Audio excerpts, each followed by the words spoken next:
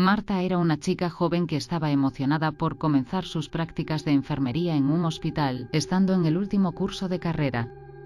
Había conseguido las prácticas en un gran hospital de la zona sur de su ciudad.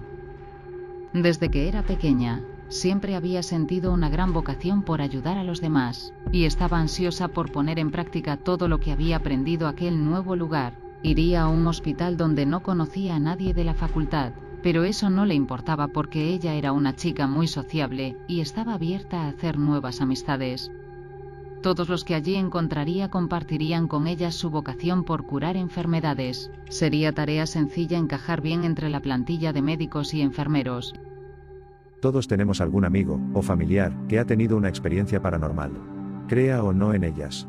Muchas veces, nosotros mismos las hemos experimentado. Estas son algunas de ellas. Te puede ocurrir en cualquier vivienda, en cualquier barrio, en cualquier ciudad. El misterio no entiende de lugares predilectos. Si quieres compartir tu experiencia, recopilamos y subimos en vídeo todo tipo de testimonio paranormal. Para asegurar el anonimato, cambiamos el género de sus protagonistas, la edad y los nombres.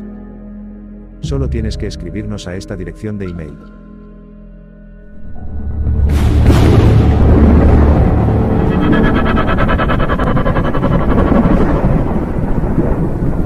Bienvenidos al canal Gutifighter.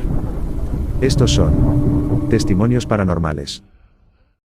El primer día de Marta en el hospital, sus compañeros de trabajo le dieron la bienvenida muy gratamente, enseñándole todo sobre la organización de la plantilla y dándole una visita rápida por todas las estancias de aquel gigante edificio de hormigón. Era muy importante que Marta conociera su nuevo lugar de trabajo, así como comprender las normas y horarios para que ningún otro compañero tuviera que esforzarse el doble por cubrir su ausencia o mala praxis. Recorriendo el hospital, pudo observar que había muchos pacientes hospitalizados. No había box que no estuviera ocupado o pasillo donde no hubiera pacientes, incluso en camillas improvisadas. La gripe, ese año, estaba pegando muy fuerte en la ciudad y el número de ciudadanos con problemas respiratorios iba en aumento alarmantemente. Como enfermera, solo podía resignarse y ayudar en todo lo que pudiera en unos turnos que esperaba menos ajetreados. Después de unas primeras horas aprendiendo lo esencial de la organización del hospital, sus distintas plantas y su organigrama, Marta comenzó pronto a dar apoyo a sus compañeros. Su comienzo fue muy sencillo, proporcionaba el material médico a sus compañeros, e iba orientándose poco a poco en cómo recibir a los enfermos, cómo procedían con cada paciente, su traslado y también el alta de los mismos. Es entonces cuando en uno de sus idas y venidas al cuarto almacén de material, Marta se percató de una cosa. Para la saturación de pacientes que había ese día en el hospital, le pareció raro que hubiera un box libre, impoluto y limpio. Era un box exactamente igual al resto, con la única diferencia de que no había ningún paciente en él. Marta consultó, en un momento de calma, a uno de sus nuevos compañeros el porqué de esa inusual situación. La respuesta, además de no satisfacer su esperanza de una respuesta logística, le generó más dudas que antes de preguntar. Es el box 109. A la jefa de equipo de este turno no le gusta ocupar con pacientes el 109, por eso lo dejamos vacío. Solo lo ocupamos si recibimos queja de algún supervisor o paciente. Marta siguió trabajando sin mayor distracción que sus caminatas por aquellos largos pasillos, donde no podía evitar mirar de reojo aquel peculiar box. No lograba entender qué tenía de malo. Parecía una habitación más de entre las cientos que habían en aquella planta, o las miles que había en el resto del hospital. Pero estaba en su primer día de prácticas y no iba a arriesgar su trabajo por entretenerse por un único misterio entre tanta información. Es así como su turno acabó y, más feliz que nadie, regresó a casa de sus padres a descansar y disfrutar de su merecida cena. Había muchas preguntas de sus padres que responder, y ella estaba entusiasmada. Al día siguiente, Marta se levantó temprano para comenzar su segundo día en el hospital. Aquella semana le tocaba un turno de mañana, pero la siguiente semana sería un turno de noche, más duro para quienes nunca lo han hecho antes. Marta no dejó de trabajar en toda la mañana, y así también hizo el resto de los días de la semana. Ya conocía el método de organización de la plantilla y su orientación era ya bastante buena como para moverse sola por todo el hospital. Gracias a sus compañeros le resultó muy fácil su adaptación. Y así pasó la semana, llena de nuevas enseñanzas que Marta absorbía, hambrienta por conocer más de su trabajo vocacional. Pero la semana que iba a comenzar después sería totalmente distinta. Tras un fin de semana de merecido descanso, donde Marta aprovechó para quedar con sus amigos y contarles, al detalle, su nueva aventura laboral. Llegó el lunes, y el lunes, Marta no tuvo que madrugar porque era su primer turno de noche. Por ese motivo, pasó la mañana estudiando en su habitación y marchó a las 10 de la noche hacia el hospital. Su turno comenzaría a las 11 de la noche. En aquel nuevo turno nocturno, el hospital parecía otro. Seguía habiendo muchos pacientes, pero la calma lo gobernaba todo. Marta no tuvo que hacer apoyo a sus colegas, sino, más bien, aprender y encargarse de la vigilancia de la planta de enfermería desde su puesto de control en medio de ella. Allí compartía labor con su compañera Sandra, quien era la encargada de hacerle aprender todo lo necesario sobre esa nueva función que estaba comenzando. El trabajo era sencillo. Desde el centro de control tenían acceso a todos los boxes de la primera planta. Los pacientes podían avisarles, a través del timbre, de que requerían asistencia sanitaria, pedir ayuda para ir al baño, o simplemente requerían una segunda almohada para dormir mejor. Salvo esa espera, las enfermeras debían hacer una vuelta de vigilancia cada cierto tiempo para asegurarse personalmente de que todo estaba en orden. No sería la primera vez que algún paciente se había caído de la cama o, con algún trastorno, deambulaba por los pasillos.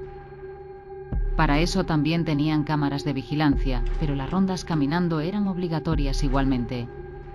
Hablando con Sandra, Marta pasó las horas aprendiendo y conociendo a su nueva compañera. Era una chica simpática y amable que no dudaba en repetir las cosas si Marta no lo había entendido bien.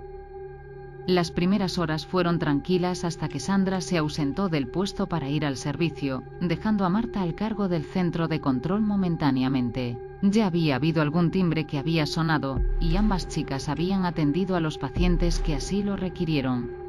Ahora, sin Sandra, un nuevo timbre sonó y sería Marta quien iría en ayuda del paciente. Recorriendo los pasillos oscuros, solo iluminados por los sensores de movimiento, Marta llegó al box que había pedido atención. Era el 109. Ante la sorpresa de Marta, el box continuaba vacío como ya había podido comprobar la semana pasada en el turno de mañana. Marta se quedó de pie en medio de la habitación, mirando a su alrededor si algo estuviera funcionando mal en aquel sistema de aviso. Pero todo parecía normal, así que regresó al centro de control. Allí le esperaba Sandra, que ya había regresado del servicio.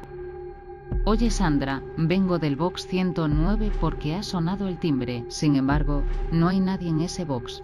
¿Funciona correctamente el timbre?», preguntó Marta con una curiosidad escondida. «No, ese sistema de avisos funciona perfectamente. Es el box en sí lo que no está bien», sentenció Sandra con un semblante serio. Marta doblegó curiosidad y le pidió a Sandra si podía explicarse mejor. «Esto que te voy a contar debe quedar entre tú y yo», respondió Sandra. «Hay personas de este hospital que no creen en lo que te voy a contar, e incluso hay jefes que no les gustaría descubrir que tú crees en esto que te voy a contar». Marta se había quedado callada escuchando cada palabra de su compañera. Sandra prosiguió. «Algo extraño sucede en el box 109, incluso antes de que yo entrara a trabajar en este hospital, y eso fue hace más de 10 años. No sé qué ocurrió en esa habitación, pero algo quedó dentro de ella que no se ve fácilmente. No hay semana que el turno de noche no reciba llamadas desde ese box. También hay enfermeros que han denunciado que a veces ese box huele raro, como un olor a carne podrida. Yo he llegado a escuchar testimonios de que limpiando la habitación, algo observa al pobre infeliz que le toca quitar el polvo y hacer la cama. Por todos y esos motivos, a jefa de turno de mañana no le gusta ingresar a un paciente en aquel box.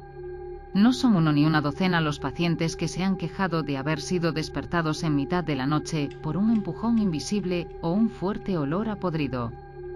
Y mira que hemos revisado cientos de veces la habitación y puedo asegurarte de que ningún tipo de animal se ha muerto en ningún escondrijo o conducto de ventilación.